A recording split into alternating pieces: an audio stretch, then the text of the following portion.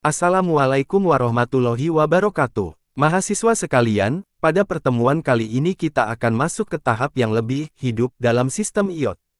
Kalau sebelumnya kita hanya membahas sensor, membaca data, hari ini kita akan menjawab pertanyaan penting. Setelah data dibaca, lalu apa? Apakah cukup disimpan? Apakah cukup dikirim ke cloud? Tidak. Dalam sistem nyata, data harus ditampilkan, sistem harus bertindak. Dan disinilah kita belajar. Display sebagai output informasi, relay sebagai output control. Sistem IoT tidak hanya membaca data, tetapi juga menampilkan dan mengendalikan. Mahasiswa sekalian, bayangkan sebuah sistem monitoring suhu. Sensor membaca suhu, tapi tidak ada display. Bagaimana pengguna tahu kondisi sistem? Sebaliknya, ada sensor, ada display, tapi tidak ada aktuator. Sistem hanya melihat, tidak bisa bertindak. Maka sistem IoT yang lengkap harus membaca, menampilkan, mengontrol. Setelah pertemuan ini, saya ingin kalian tidak hanya paham teori, tetapi bisa menghubungkan LCD, menampilkan data, mengontrol relay, mengintegrasikan sistem. Kalau kalian diminta membuat sistem smart home sederhana, apakah kalian sudah siap? Inilah target kita hari ini.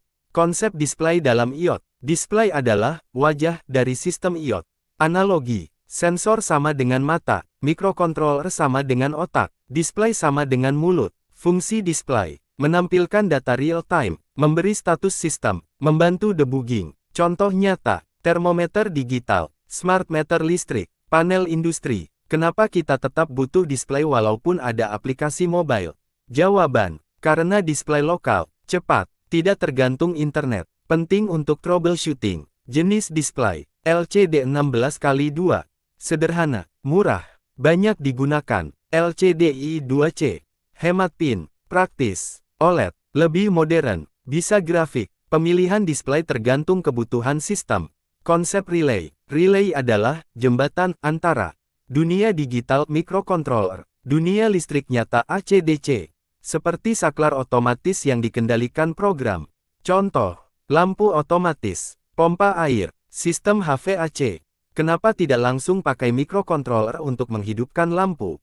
Karena tegangan tinggi, arus besar, butuh isolasi. Prinsip kerja relay. Relay memiliki 3 terminal, COM, NO, NC, seperti jalur jalan. COM sama dengan jalan utama, NO sama dengan jalur aktif saat on, NC sama dengan jalur aktif saat off. Pemahaman ini penting untuk wiring yang benar. INTERFACINGLCD. Dengan I2C, kita hanya butuh 4 kabel, VCC, GND, SDA, SCL. Tanpa I2C, LCD bisa butuh 10 kabel ribet. Kenapa teknologi selalu menuju penyederhanaan? Karena efisiensi dan kemudahan implementasi. Program LCD, kode inisialisasi LCD adalah langkah awal komunikasi. Jika LCD tidak tampil, kemungkinan salah alamat, atau wiring, ini sering terjadi di praktikum. Menampilkan data sensor, di sini sistem mulai hidup.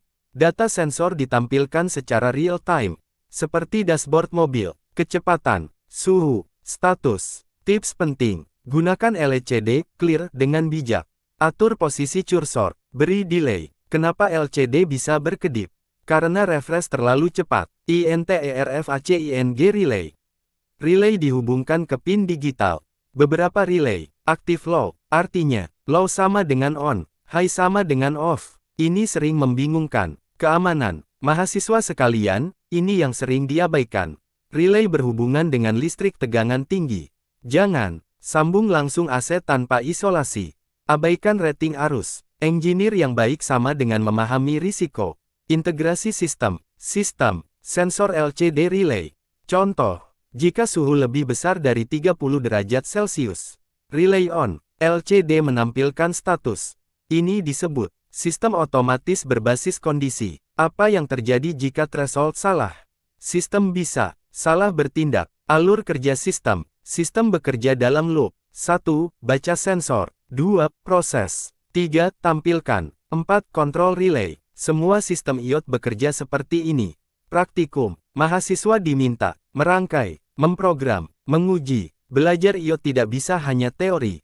Kesalahan umum, masalah umum, LCD tidak tampil, relay tidak aktif, Data tidak muncul. 90% masalah sama dengan wiring atau konfigurasi.